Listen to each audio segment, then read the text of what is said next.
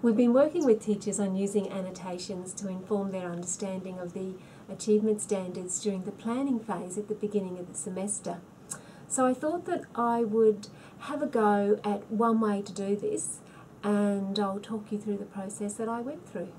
Okay, so I printed off a sample from the Australian curriculum website for Year 4 in English, and it gave me the achievement standard that they had identified as being relevant for this task, and it gave me 3 samples, one at above satisfactory, one at satisfactory, and one at below satisfactory.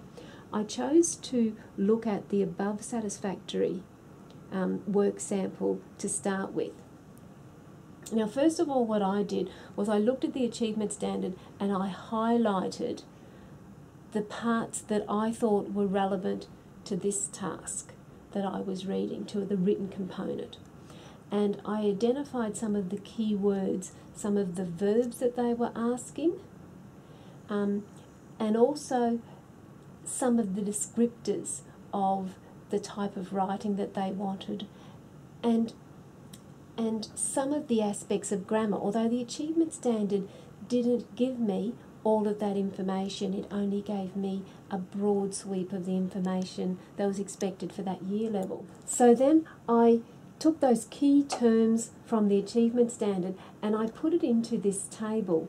So this is the Australian Curriculum Achievement Standard, and these were the key features that I identified in that achievement standard that I thought I needed to see evidence of within this work sample. What happened though is that because this is so broad, I needed to look into the content description to understand the exact standard of work that I was looking for. The content description gave me that information. It told me that students at this year level, at Year 4, needed to know things like how to spell in diphthongs, how to recognise homophones, how to recognise silent letters.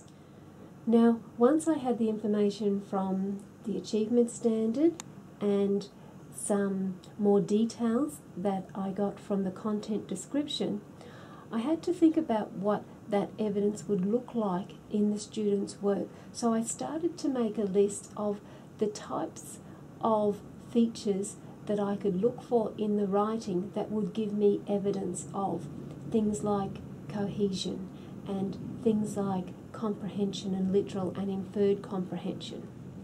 Now, in the sample from the Australian Curriculum Achievement Standards, there are some annotations on the side.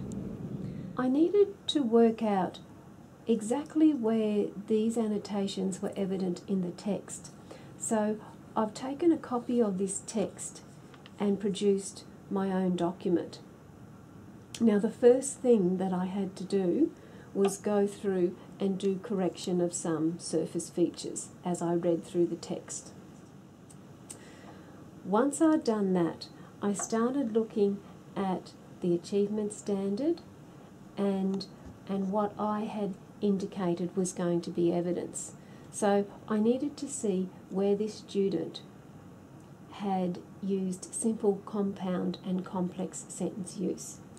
Now, to do that, I've used my yellow highlighter and I've started to highlight evidence where the student has used complex and compound sentences. Another one of the criteria was that the students would use literal and inferential meaning, and that would be evidenced in their text, and also that this would be recorded as fact and opinion.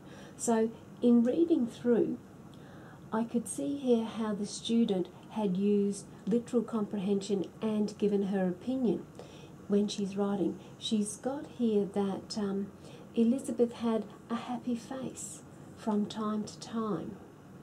Now, that wasn't information that was available in the text. The student has understood the life of a convict and also the life of a child convict, to say, well, you know, she's happy some of the time, she's a child, but it's only some of the time because life is tough for this child. So there were little incidents of like that throughout the text where the student has shown that she really is trying to empathise with the harsh life, but also the life of a child.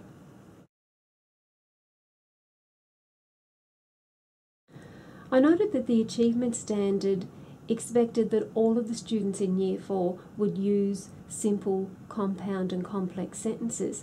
So I was wondering what an above standard performance of this skill would look like.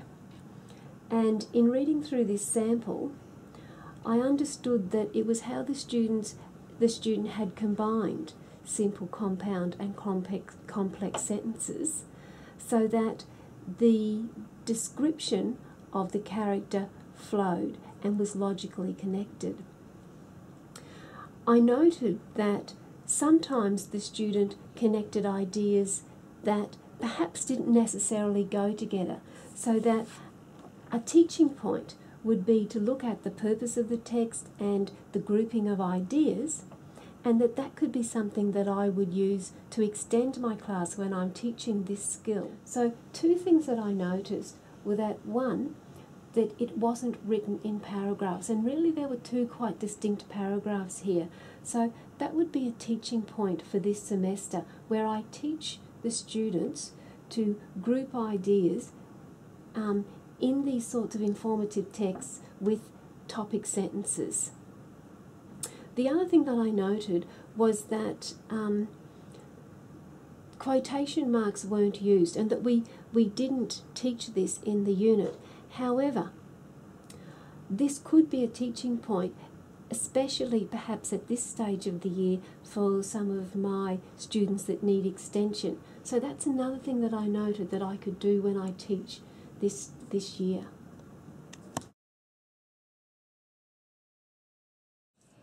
Would you mind reflecting for me? What benefit was it to you in this process to actually take the time to annotate?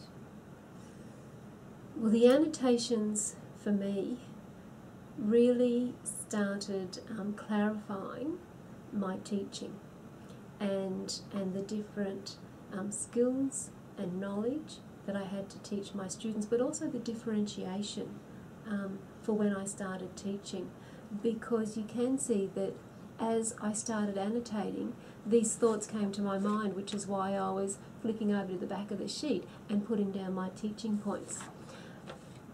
From just putting down what the evidence would look like, that seemed really clear.